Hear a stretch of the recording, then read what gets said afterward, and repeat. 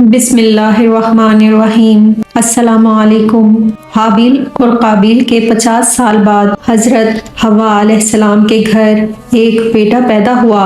اس وقت حضرت آدم علیہ السلام کی عمر مبارک 130 سال تھی۔ آپ علیہ السلام کے گھر یہ بیٹا تنہا پیدا ہوا تھا، یعنی اس کا کوئی جڑواں نہیں تھا، اور اس بچے کا نام شیس علیہ السلام رکھا گیا۔ حضرت آدم علیہ السلام حضرت شیس علیہ السلام کی پیدائش کے بعد 800 سال تک زندہ رہے۔ جب آپ علیہ السلام کی وفات کا وقت قریب آیا تو انہوں نے اپنے بیٹے شیس علیہ السلام کو بلایا اور ان سے عہد لے کر انہیں اپنا جانشین مقرر کر دیا، اور یوں حضرت آدم علیہ السلام کی وفات کے بعد ساری بادشاہت حضرت شیس علیہ السلام کے لیے وقف ہو گئی۔ وقت گزرتا چلا جا رہا تھا۔ حضرت آدم علیہ السلام کی اولاد میں ایک طرف قابیل تھا جس کو اللہ تعالیٰ نے مہلت دی تھی اور اس کی نسل خوب تیزی سے پھیل رہی تھی، جبکہ دوسری طرف حضرت شیس علیہ السلام نے،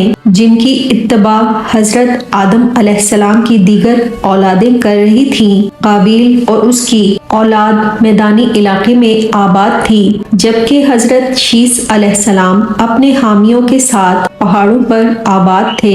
حضرت آدم علیہ السلام نے وفات سے قبل وصیت فرمائی تھی کہ بنو شیس ہرگز بنو قابیل سے نکاح نہیں کریں گے۔ اس کے بعد حضرت شیس علیہ السلام ان سب کو غاروں میں لے کر چلے گئے اور ان پر ایک دیوار تعمیر کر دی تھی تاکہ بنو قابیل میں سے کوئی بھی شخص ان کے قریب نہیں آ سکے۔ بنو شیس سینکڑوں سال تک اس پابندی پر عمل کرتے رہے، لیکن پھر وہ وقت بھی آ گیا جب انہوں نے اپنے آباء و اجداد کی وصیت کو پس پشت ڈال دیا اور گمراہی کے راستے پر چل نکلے۔ بنو قابیل کی عورتیں بہت خوبصورت تھیں، لیکن ان کی رگوں میں چونکہ قابیل کا خون گردش کر رہا تھا، اس لیے نہایت آوارہ مزاج کی تھیں۔ ان کے دل و دماغ پر مکمل شیطان کا قبضہ تھا۔ ایک مرتبہ شیطان ایک غلام کے روپ میں ان لوگوں کے سامنے ظاہر ہوا اور ایک شخص توبال کے پاس اس کی خدمت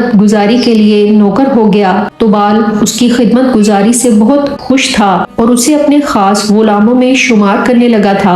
ادھر شیطان بھی دھیرے دھیرے اپنی عیاریوں کا حصار اس کے گرد تنگ کرتا چلا جا رہا تھا۔ اب نوبت یہاں تک پہنچ گئی تھی کہ توبال ہر معاملے میں اپنے اس غلام سے مشورہ کرنے لگا تھا۔ ایک روز توبال بہت اداس بیٹھا تھا کہ شیطان مناسب موقع بھانپ کر اس کے پاس آ پہنچا اور مالک سے اس کی اداسی کی وجہ دریافت کرنے لگا، مگر توبال اپنی اداسی کی کوئی خاص وجہ نہیں بتا سکا۔ چنانچہ شیطان نے مؤدبانہ لہجے میں کہا، میں آپ کو ایک ایسی چیز بنا کر دے سکتا ہوں جس سے آپ کا دل بہلا رہے گا۔ توبال نے چونک کر پوچھا، تم ایسی کیا چیز بنا کر دے سکتے ہو؟ آپ مجھے ایک قریبی جنگل میں جانے کی اجازت دیں، جب میں واپس آؤں گا تو وہ چیز میرے ساتھ ہوگی۔ توبال نے اس کی بات سن کر بخوشی اسے جنگل میں جانے کی اجازت دے دی۔ کچھ دیر بعد جب شیطان واپس آیا تو اس کے ہاتھ میں ایک بانسری تھی جو اس نے اپنے مالک کا دل بہلانے کے لیے بنائی تھی۔ اس نے بانسری کو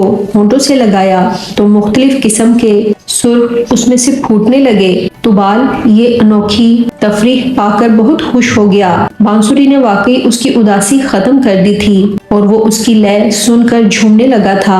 آخر اس نے شیطان کے اس کارنامے کو بہت سراہا اور کہا، تو نے تو یہ بہت ہی عجیب چیز تیار کر لی ہے۔ شیطان نے کہا، آپ کہیں تو میں اس سے بھی اچھے آلات تیار کر سکتا ہوں۔ اس طرح تمام بنو قابیل میں آپ کا چرچا ہو جائے گا اور لوگ آپ کی تعریف کرنے لگیں گے۔ توبال حیرت سے بولا، کیا یہ ممکن ہے؟ ہاں بالکل میرے آقا، شیطان نے مؤدبانہ لہجے میں کہا۔ تو وہ جلدی سے بولا، تو پھر انتظار کس بات کا ہے؟ تم جلدی سے اپنا کام شروع کر دو۔ بنو قابیل کو پتہ تو چلے کہ توبال کا غلام کیسا ماہر کاریگر ہے۔ شیطان اس حکم کا پہلے ہی منتظر تھا۔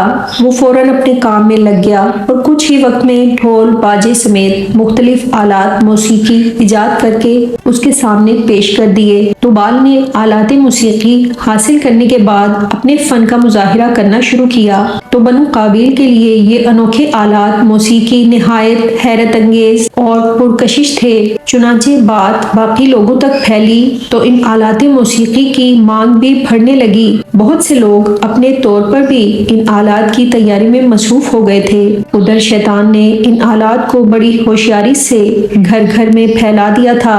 اب ڈھول تاشوں کی آوازیں بنو قابیل کے میدانوں میں گونجنے لگیں۔ جب لوگوں کے جوش و خروش میں مزید اضافہ ہوا تو ان کی عورتیں بھی بناؤ سنگار کر کے اپنے گھروں سے نکلنا شروع ہو گئیں اور موسیقی کے ساتھ ساتھ رقص کا سلسلہ بھی شروع ہو گیا۔ پھر دھیرے دھیرے عورتوں کے اس رقص میں مرد بھی حصہ لینے لگے، جس کے نتیجے میں نئی نئی برائیوں نے جنم لینا شروع کر دیا۔ اب بنو قابیل میں موسیقی کا استعمال عام ہو چکا تھا۔ وہ دن بھر انہی گمراہی کے کاموں میں مصروف رہنے لگے تھے۔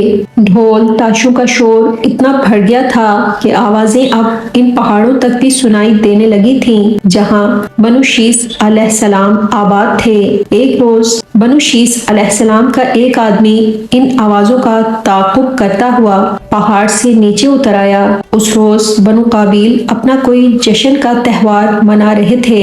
میدان میں ساز بج رہے تھے اور رقص کی محفل جمی ہوئی تھی۔ اس وقت بیشتر لوگ نشے میں تھے اور عجیب بے فکری کا ماحول تھا۔ پہاڑ سے اترنے والے شخص کے لیے یہ دنیا بالکل نئی تھی۔ اس نے ایسے ساز پہلے کبھی نہیں دیکھے تھے اور نہ ہی ایسی خوبصورت عورتیں پہلے کبھی دیکھی تھیں۔ وہ شخص رات بھر وہاں پر رہا اور ان لوگوں کے ساتھ مل کر خوب تفریح کی۔ اگلی صبح وہ پہاڑ پر واپس لوٹ گیا۔ اپنے ساتھیوں کے درمیان پہنچ کر اس نے انہیں ان سازوں اور عورتوں سے متعلق بتایا جنہیں وہ دیکھ کر آ رہا تھا۔ اس کی باتیں سن کر دوسرے مردوں کے دلوں میں بھی وہ سب کچھ دیکھنے کا تجسس پیدا ہوا جو ان کا ساتھی دیکھ کر آیا تھا۔ بہت جلد یہ راز کی بات بنو شیس کے بہت سے لوگوں کو معلوم ہو چکی تھی اور وہ سب لوگ بنو قابیل کے لوگوں سے ملنے کے لیے بے چین ہوئے جا رہے تھے۔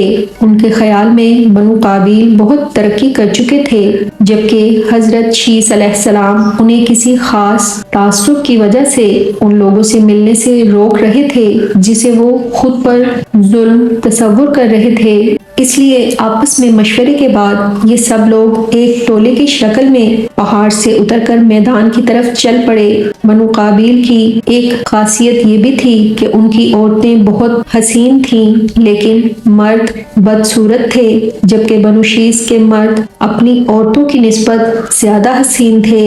لہٰذا جب بنو قابیل کی عورتوں نے بنو شیس کے خوبصورت مردوں کو دیکھا تو وہ ان کی جانب راغب ہونے لگیں۔ بنو شیس کے لوگ پہاڑ سے اتر کر ان لوگوں کے ساتھ ایسے گھل مل گئے کہ کسی کے ذہن میں واپسی کا خیال تک نہ آیا۔ شیطان نے انہیں صراط مستقیم سے بھٹکا دیا تھا۔ اب اس معاشرے میں وہی کچھ ہو رہا تھا جو شیطان چاہتا تھا۔ جب یہ لوگ کافی عرصے تک واپس پہاڑ پر نہیں پہنچے تو ان کے ساتھی ان کی تلاش میں پہاڑ سے اتر کر میدان میں آئے تاکہ معلوم کر سکیں کہ ان لوگوں پر کیا بیتی ہے، لیکن وہاں کا ماحول دیکھ کر آنے والے اپنا مقصد بھلا بیٹھے اور انہی برائیوں میں مبتلا ہو کر اپنے بھائیوں کے راستے پر چل نکلے۔ دیکھتے ہی دیکھتے تمام بنو شیس علیہ السلام پہاڑ سے اتر آئے اور بنو قابیل کی عورتوں سے شادیاں کر لیں، جس کا نتیجہ یہ نکلا کہ بنو قابیل کی تعداد میں نہایت تیزی سے اضافہ ہوا اور وہ لوگ دنیا میں پھیلتے چلے گئے۔ حضرت شیس علیہ السلام اپنے ساتھیوں کی اس حرکت پر پریشان سے ہو گئے تھے کیونکہ اب بہت کم تعداد میں ایسے لوگ پہاڑ پر رہ گئے تھے جو ابھی تک صراط مستقیم پر چل رہے تھے اور گناہوں سے بچے ہوئے تھے۔